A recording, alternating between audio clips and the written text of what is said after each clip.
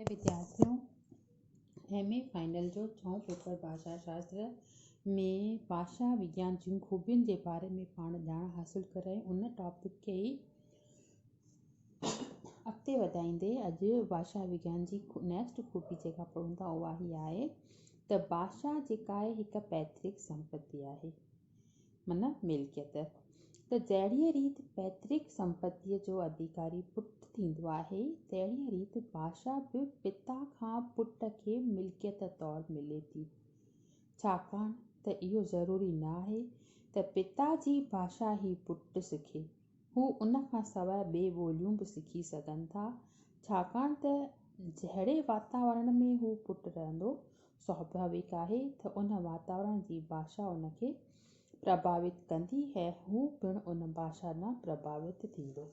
इन मां ज़ाहिर आहे त भाषा जेका आहे उहा पैतृक संपत्ति न आहे, पर हर हिकु हालत में गॾु कयल धन थींदी आहे।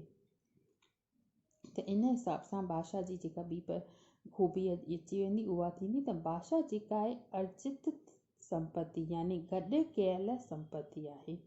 माण्हू कॾहिं बि अकेलो न थो रही सघे, हू समाज में रहे थो। इन करे समाज में रही करे हू समाज जे माण्हुनि सां वीचारनि जी ॾे वठि करे थो। अहिड़ीअ हालत में हू कुझु ॾिए थो ऐं कुझु ग्रहण करे थो। इहा विशेषता, इहा खूबी जेका आहे भाषा खे अर्जित संपत्तिअ जो जेका आहे उहो दर्जो ॾिए थी। इन हिसाब सां नेक्स्ट जेका खूबी थींदी उहा थींदी भाषा जेका आहे उहा हिकु सामाजिक वस्तु आहे। त भाषा हिकु सामाजिक वस्तु आहे, यानी भाषा समाज मां ई पैदा थिए थी ऐं उन जो जनमु ऐं विकास बि जेको आहे उहो समाज में थिए थो। समाज खां सवाइ भाषा जी कल्पना बि नथी करे सघिजे। जेतोणीकि इहा ॻाल्हि सही आहे त ॿार खे भाषा माउ पीउ सेखारींदा आहिनि, पर ॿार रुॻो पंहिंजी माउ पीउ खां ई भाषा नथो सिखे। हू जीअं जीअं वॾो थिए थो उनखे अलॻि अलॻि तरह जो समाज मिले थो ऐं हू उन्हनि जी भाषा ग्रहण करण जी कोशिशि करे थो। पर जेका भाषा बालक माउ पीउ खां सिखे थो उहा पिणु समाज संबंधी आहे। ज़ाहिर आहे त भाषा जी उत्पत्तिअ में सामाजिकता जो हुअणु जेको आहे तमामु ज़रूरी आहे। छाकाणि त भाषा जी उत्पत्ति समाज जे लाइ थिए थी, माना समाज जा माण्हू जेके आपस में पंहिंजो पाण में जेके वीचारनि जी ॾे वठि कनि था त उन्हनि जे लह वचड़ में अची करे माण्हू या इंसान या ॿिया जेके बि माण्हू उन्हनि जे भाषा जे लह वचड़ में ईंदा, सभु जेके आहिनि उहे भाषा सिखंदा। त नेक्स्ट जेका इन जी भाषा जी ॿी खूबी अचे थी उहा अचे थी त भाषा सर्वव्यापी निर्वाह आहे, यानी भाषा सर्वव्यापी आहे। छाकाणि त माण्हू हिकु जेको आहे उहो सामाजिक प्राणी आहे ऐं हिन खे समाज में रही करे न ॼाण केतिरा कम करणा था पवनि। इन करे हर कंहिं कम जी मूल में भाषा ई माण्हूअ जी आंतरिक चिंतन ऐं ॿाहिरियन चिंतन जी भावनाउनि जो ज़ाहिर थियणु भाषा जो ई नतीजो आहे। संसार में को अहिड़ो विषय कोन्हे जंहिं में भाषा जो प्रयोग न थींदो हुजे। समूरो विज्ञान भाषा सां ई लाॻापो रखंदड़ आहे। त छा आहे, भाषा सर्वव्यापी आहे, माना हर कंहिं हंधि मौजूदु आहे। इहो बराबरि आहे त केरु कहिड़ी भाषा ॻाल्हाए थो, केरु कहिड़ी भाषा झटिनि था। त इन जो मतिलबु इहो आहे त भाषा जेका आहे उहा हर हंधि व्यापक आहे, सभिनी हंधि सलामत आहे। नेक्स्ट आहे भाषा जेका आहे उहा हिकु वहंदड़ वहिकिरो आहे, मतिलबु त भाषा जो वहिकिरो जेको आहे उहो सदाईं वहंदड़ आहे। भाषा जेका आहे उहा नदीअ वांगुरु सदाईं क्रम में वहंदी रहे थी, निरंतर वहंदी रहे थी ऐं ईअं कॾहिं बि न थियो आहे जो भाषा हिकु वक़्तु हुजे ऐं ॿिए वक़्तु न हुजे। इहो ई कारण आहे जो भाषा जॾहिं खां शुरू थी आहे तॾहिं खां वठी सदाईं वहंदी रहे थी ऐं जेसिताईं मानव समाज रहंदो तेसिताईं वहंदी रहंदी। त छा थियो, भाषा सम्झण ऐं सम्झाइण जो जेको आहे हिकु मौखिक साधन आहे, माना मुख जे ज़रिए असां हिक ॿिए कननि ताईं मन ताईं दिलि ताईं जेके वीचार पहुचायूं था त उहा थींदी भाषा हिक ॿिए जे मन ताईं पहुचण जो हिकु सरल साधन आहे। सम्झाइण जा जेके आहिनि भाषा सम्झाइण जेके आहिनि रूप हिन रीति आहिनि जीअं त असां इशारे सां सम्झाईंदा आहियूं हिक ॿिए खे, अंगनि सां ऐं लिखित रूप में हिक ॿिए सां वीचार आदान प्रदान कंदा आहियूं। त इहो थियो, इहे सभु जेके साधन आहिनि माण्हूअ जे कमु अचनि था। मौखिक साधन खां सवाइ ॿिए सभु साधन अणपूरा आहिनि ऐं छाकाणि त जेको असरु उच्चारण सां थिए थो ओतिरो इशारे अंग ऐं लिखणीअ सां नथो थिए। चयो वियो आहे त उच्चरित भाषा स प्राण है स जीवन है तो लिखित निष्प्राण और जड़ है। माना जेको असां चई करे मुख मां हिक ॿिए खे वीचारनि जी आदान प्रदान करे सघूं था उहो लिखित रूप में असां घटि कंदासीं। त जेतिरो असांजे लिखण में टाइम लॻंदो ओतिरो त असां न ॼाण ॻाल्हाइण में केतिरो न केतिरो सम्झाए करे हिक ॿिए खे ॾेई वठी सघूं था। त इन करे चयो वियो आहे त भाषा जेको आहे जेको मुख सां असां हिक ॿिए सां वीचार वंडे सघंदासीं उहो लिखण में ऐं अंगनि इशारनि सां घटि करे सघंदासीं।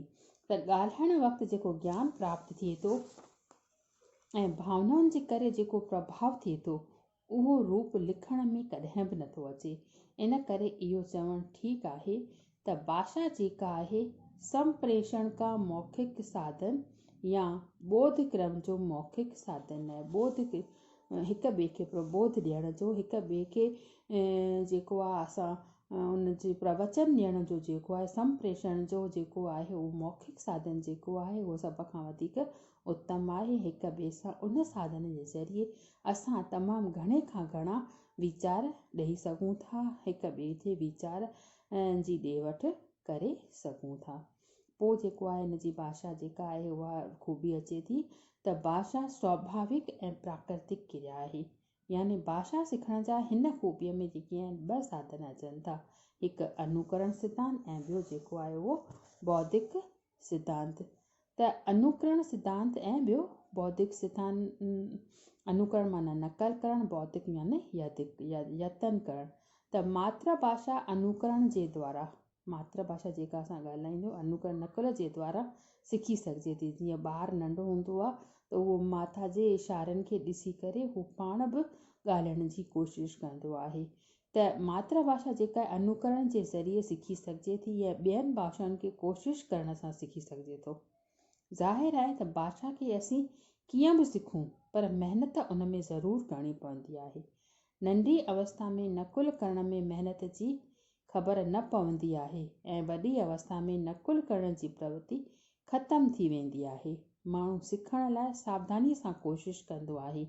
मातृभाषा सवलाईअ सां अची वेंदी आहे पर भाषा कहिड़ी बि हुजे उहा सिखण खां पोइ सवली ऐं स्वाभाविक बणिजी पवंदी आहे। त मातृभाषा जी त ॻाल्हि खणी छॾिजे पर जेको आहे सिखियल भाषा बि बौद्धिक कोशिशि करण सां, सिखियल भाषा बि जेका आहे बौद्धिक कोशिशि करण सां सहज ऐं स्वाभाविक ऐं प्राकृतिक नमूने असीं सिखी सघूं था। त भाषा जेका आहे उहा स्वाभाविक ऐं प्राकृतिक क्रिया आहे। त ॾुखी भाषा जेका आहे उहा प्रयत्न करण सां, यत्न करण सां असां उनखे सवलाईअ सां ग्रहण एडॉप्ट करे सघूं था। पर सवली भाषा जेका आहे उहा आहे मातृभाषा। मतिलबु घर में रही करे नंढी अवस्था में जेको आहे ॿारु माता जी भाषा सिखी सघे थो पर जीअं वॾो थिए थो त उनजी छा आहे नकुल करण जी जेका प्रवृत्ति आहे उहा ख़तमु थी वञे थी। उनमें दिलि दिमाग़ ऐं जेको वधीक मतिलबु एक्टिव थियनि था ऐं इन्हीअ करे जेको आहे उहो ॿारु वॾो थिए थो जीअं त उनमें पंहिंजे अनुसार ॻाल्हाइण जो जेको जुज़्बो आहे, जेका भावना आहे उहा वधंदी वञे थी ऐं उहो नकुल करण जी प्रवृत्तिअ खे ख़तमु करे थो। त इन जो मतिलबु इहो आहे त भाषा सिखण जा जेके ॿ साधन आहिनि, हिकु नकुल करणु ऐं बौद्धिक। नंढी अवस्था में असां नकुल करे भाषा सिखी सघूं था ऐं वॾी अवस्था में जेको आहे उहो बौद्धिक तरीक़ो असांखे वधीक यूटिलाइज़ थिए थो, कम में अचे थो। ॿी जेका हिन जी हिकु ख़ूबी आहे उहा आहे भाषा सामाजिक दृष्टिअ जे अनुसार जेका आहे उहा बदिलजंदी रहे थी। भाषा भले हिकु ई हुजे पर तंहिं हूंदे बि उहा समाज अस्थिरता जे करे बदिलजंदी रहे थी। जीअं हिंदी हिकु भाषा आहे, इहा हिकु ई आहे पर पोइ बि समाज जे अनुसार अलॻि अलॻि स्तरनि ते नज़र अचे थी। इन्हीअ स्तर भेद जे करे ई कवि, कोली, वापारी बणिबो ऐं दार्शनिक जी भाषा जो रूप ज़ाहिर थींदो रहे थो। पढ़ियल लिखियल माण्हू अकुल ऐं चेतना खां कमु वठंदो, पर अणपढ़ियल ईअं न करे सघंदो। इन करे ज़ाहिर आहे त जेका उहा भाषा सामाजिक दृष्टि जे आधार ते बदिलजंदी, पंहिंजो रूप बदिलजंदी रहे थी।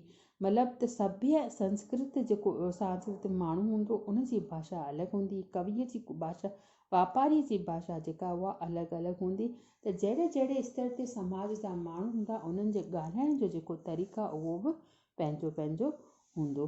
त अॼु असां मतिलबु एतिरो कयोसीं। अञा हिन जी भाषा जूं ख़ूबियूं बि वधा आहिनि, इन्हनि खे पाण नेक्स्ट पीरियड में कंदासीं जॾहिं थींदो।